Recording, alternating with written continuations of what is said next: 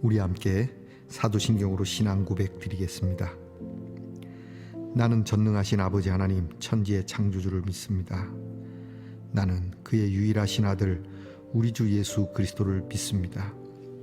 그는 성령으로 잉태되어 동정녀 마리아에게서 나시고 본디오 빌라도에게 고난을 받아 십자가에 못 박혀 죽으시고 장사된 지 사흘 만에 죽은 자 가운데서 다시 살아나셨으며 하늘에 오르시어 전능하신 아버지 하나님 우편에 앉아 계시다가 거기로부터 살아있는 자와 죽은 자를 심판하러 오십니다. 나는 성령을 믿으며 거룩한 공교회와 성도의 교제와 죄를 용서받는 것과 몸의 부활과 영생을 믿습니다. 아멘. 오늘 우리가 함께 부를 찬송은 찬송가 214장입니다. 나 주의 도움 받고자. 찬송가 214장을 함께 부르겠습니다.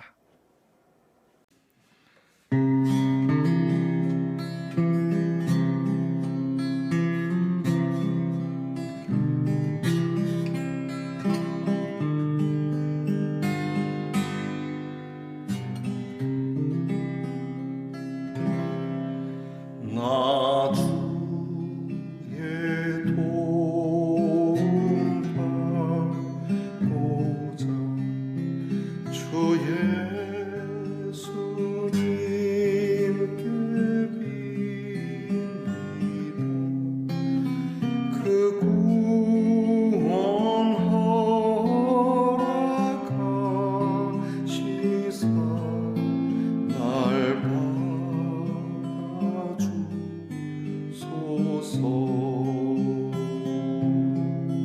큰 죄에 빠져 영주 발 위에 피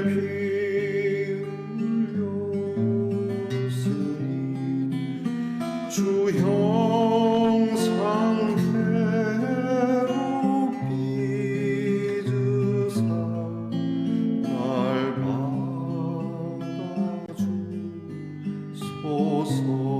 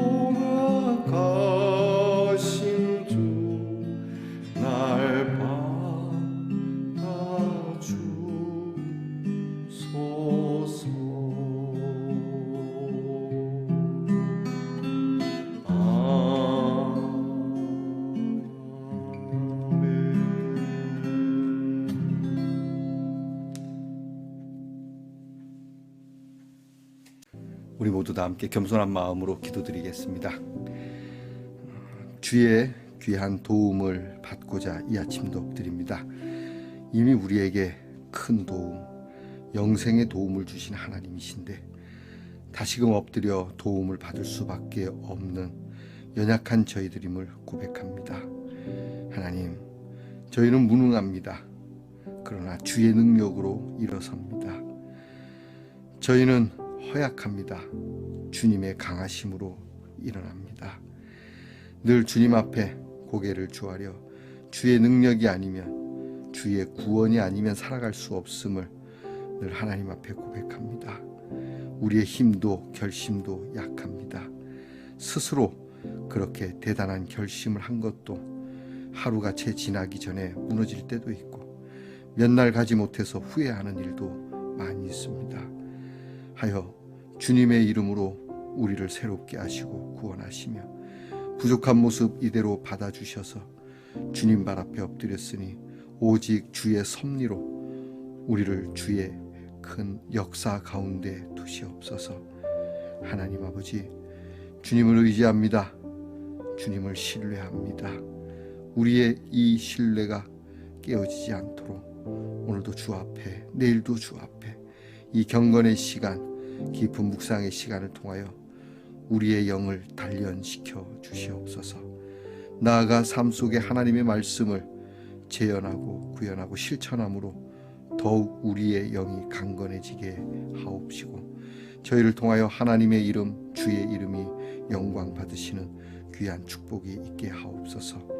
아버지 하나님, 이 사순절에 우리가 구할 것이 무엇이겠습니까?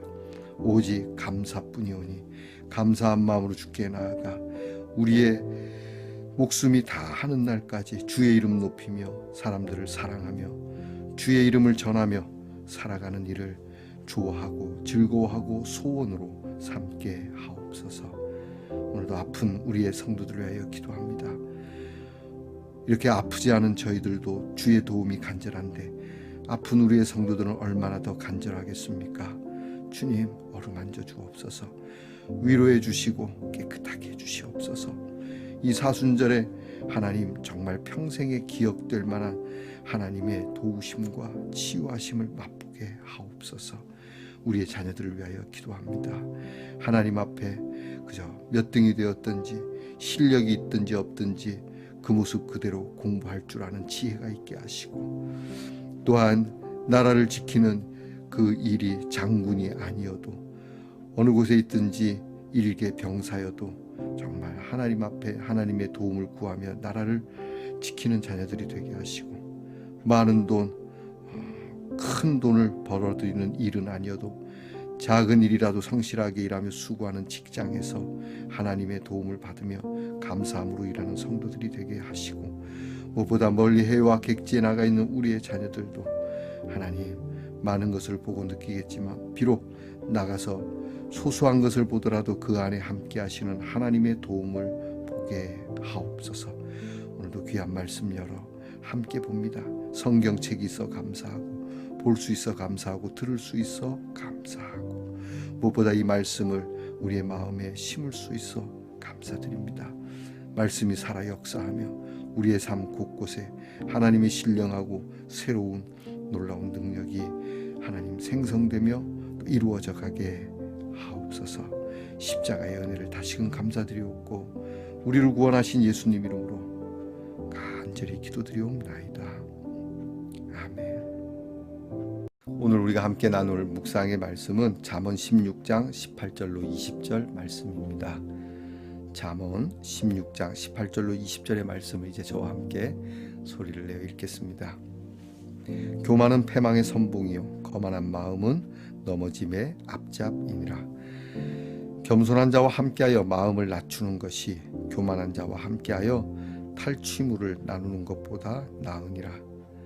삼가 말씀에 주의하는 자는 좋은 것을 얻나니 여호와를 의지하는 자는 복이 있느니라. 아멘. 말씀의 동산 성도 여러분, 지난밤 편안히 잘 주무셨습니까? 주님의 이름으로 문안드립니다. 한 주의 중간 지점입니다. 살아온 3일과 또 살아가야 할 3일에 대한 중간 계수 지혜롭게 은혜롭게 잘 하시기를 축복합니다. 자, 오늘은 어떻습니까? 은혜롭습니다. 흔해 보이는 십자가지만 항상 진리는 흔한 곳에 아주 가까운 곳에 있다는 것을 잊지 마시기 바랍니다. 오늘은 어떻습니까? 은혜롭습니다. 사순절 13번째 날입니다. 오늘 말씀 가운데 있는 마음을 낮추는 사람이라고 하는 이 말씀을 가지고 함께 우리 귀한 묵상을 나누고자 합니다. 먼저 제가 묵상집에 있는 내용을 여러분들에게 읽어드리겠습니다. 하나님께서 싫어하는 것 두 가지를 꼽는다면 우상 숭배와 교만일 것입니다. 특히 잠언은 교만에 관해 많은 언급을 하고 있습니다. 교만은 패망의 선봉, 멸망의 선봉이며 여호와께서 미워하시는 것이라고 말합니다. 예수님이 바리새인과 서기관들을 심하게 책망하신 것도 그들의 교만 때문이었습니다. 교만한 사람은 하나님 말씀을 듣지 않습니다. 자기 자신이 삶의 주인이 되어 자기의 신념, 자기의 사상, 자기의 철학, 자기의 지식을 앞세우고 자기의 능력과 힘을 의지하며 살아갑니다. 자기를 낮추고 하나님을 의지하는 사람이 겸손한 사람입니다. 예수님이 십자가를 통해 보여주신 모습은 하나님의 뜻에 순종하며 자신을 죽기까지 낮추신 겸손입니다. 비록 자신의 희생이 요구된다 할지라도 하나님의 뜻을 따르는 것이 진정한 겸손입니다. 따라서 겸손한 사람은 하나님 말씀을 귀 기울여 듣고 하나님 말씀에 순종합니다. 하나님께서는 겸손한 자를 높이시고 교만한 자를 낮추십니다. 종종 우리가 듣고 또 되새겨야 하는 말씀이죠. 교만하지 말아야 된다. 겸손해야 된다. 어쩌면 종종이 아니라 매일 아침마다 이렇게 간구해야 되고 매일 저녁으로는 내가 혹 교만하진 않았는지 나는 오늘 겸손했는지를 물어보아야 할 기도의 제목일 것입니다.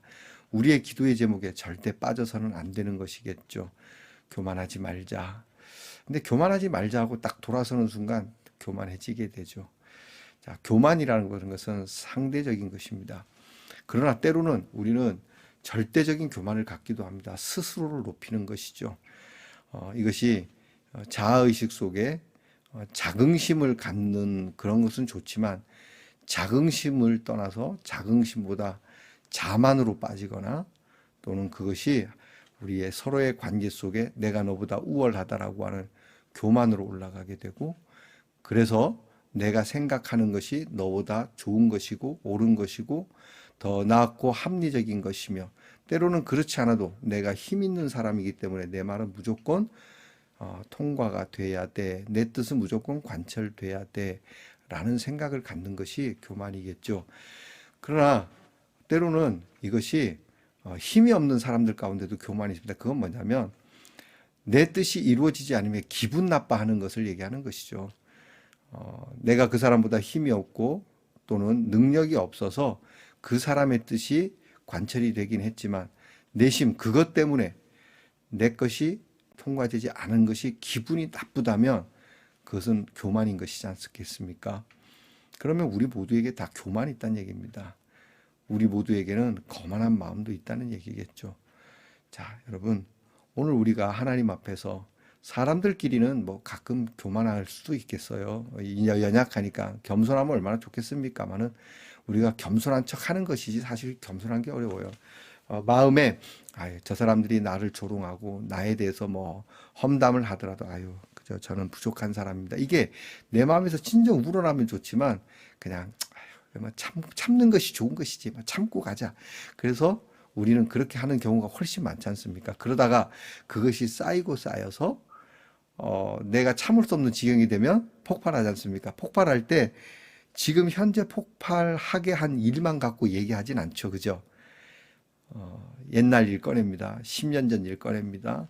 캐캐 묵은 것까지 다 꺼내서 다 내 마음 안에 있는 찌꺼기를 다 쏟아내고 나서야 후련하거나 후회가 되거나 그렇게 되는 것이죠. 정말 어려운 일입니다. 사람과의 관계에서는 그렇다 칩시다. 그러나 하나님과의 관계에서는 우리의 겸손이 절대적이어야 한다는 겁니다. 그래서 하나님의 말씀을 우리가 절대적으로 순종하는 것, 그것은 겸손에서 오는 것이죠. 여러분, 부모님의 말씀, 선생님의 말씀, 또 전문가, 좋은 분들의 말씀을 우리가 들을 때는 내가 그분보다 한 수 아래라는 것이 인정될 때, 그 내 위치가 당신보다는 부족하다라는 것을 인정할 때 그 말을 듣는 거 아니겠어요? 그 말씀을 따라해 보는 거 아니겠어요? 요즘 의사들이 많이 괴롭죠. 요즘 의협 문제 때문에 복잡합니다. 자, 여러분, 그거 아니어도 의사들을 참 시끄럽게 하는 게 지식이 많이 좋아져서 일반 사람들이 의술에 대한 내용을 어느 정도 안다는 것이죠. 그래서 내가 어떤 증세가 있고 어떤 병 같으면 인터넷 뒤져서 그 병에 관한 걸 다 들어보고 병원에 갑니다. 그러면 의사들에게 내 병에 대한 것을 떠보기도 하고 물어보기도 하고, 그래서 의사가 그 정보에 있는 내용과 좀 다르면은 괜히 의사의 실력을 의심하거나 의사를 무시하거나 그 병원을 못 가겠다 하는 거나 그런 마음이 있지 않습니까? 저는 그렇습니다. 그러나 지금 현재 이 병에 대하여 나보다 의사분이 더 잘 알고 계시다는 걸 인정하게 된다면, 물론 내 정보도 있겠지만 지금 내 앞에 계신 분을 신뢰한다면 어떻습니까? 그분이 처방하는 것에 대하여 우리는 따르는 것이죠. 자, 그러면 어저께 이어서 우리의 오늘 말씀도 똑같은 겁니다. 겸손은 그분을 신뢰하는 겁니다. 그분을 신뢰하는 것이고 그분을 인정하게 되는 것이죠. 그것이 겸손인 거예요. 범죄하여서 이렇게 잡혀오신 분들을 보게 되면, 특히 어떤 예전에 사건 중에 인질 사건 같은 거 보면 인질범과 협상을 하지 않습니까? 그러면 그 협상할 때 처음에 경찰이 와서 협상이 안 되니까 그 다음에 누구를 데려옵니까? 가까운 지인을 데리고 오죠. 결정적으로 그 범죄자의 부모를 데리고 옵니다. 왜 그런 겁니까? 다른 사람들 앞에서는 교만하여 말을 듣지 않아도 부모님 앞에서만큼은 겸손하여 그 말을 들을 것이라고 생각하는 그러한 방법이겠죠. 그래서 부모님이 와서 야야, 그만 내 얼굴 봐서라도 그만하고 이제 풀어줘라, 내려와라. 그러면 예, 제가 다른 사람을 볼 때는 그들의 말은 듣지 않지만 부모의 말을 듣습니다 하고 나오는 경우가 있고, 심지어 이것도 없이 그냥 나는 부모고 뭐 필요 없다, 엄마가 그래 말해도 말 안 듣겠다라고 그 어머니의 말조차 무시하고 어머니의 말보다 높은 곳에 자기의 마음의 위치를 두고 교만해지면 방법이 없죠. 그러니 하나님의 말씀, 지존하신 하나님의 말씀, 그 하나님 앞에, 창조주 앞에 내 마음을 한껏 끌어올려 그 높은 자리에 이르러 하나님의 말씀을 우습게 여기고, 나는 하나님이 이렇게 얘기하는 거 맞지만 내 철학, 나의 신념, 나의 의지는 당신보다 높아. 신앙생활 그렇게 하시는 분 있어요. 나는 내 방식대로 예수 믿겠다. 저는 철학이 있습니다. 이거는 저의 의지입니다. 저는 꼭 이렇게 해야만 합니다. 특히 신앙생활 오래 하신 분들, 이거 조심하셔야 됩니다. 교회에 꼭 한 자리에 앉아갖고 여기가 내 자리네 하고 계시는 분 계시죠? 그게 좋은 것 같습니까? 그 자리를 지키는 거 목사님이 기억하고 있는 거 좋지만 그 자리가 꼭 내 자리는 아닌 겁니다. 그거 하나 깨기가 어렵다면 여러분, 하나님께서 새로이 들려주시는 신선한 말씀에 여러분은 잠깐 고개를 끄덕일 뿐, 여러분은 늙고 낡은 가죽 부대에 하나님의 말씀을 담아갖고 돌아가 결국 그 가죽 부대가 터져서 말씀이 여러분의 말씀이 안 되게 될 거라는 겁니다.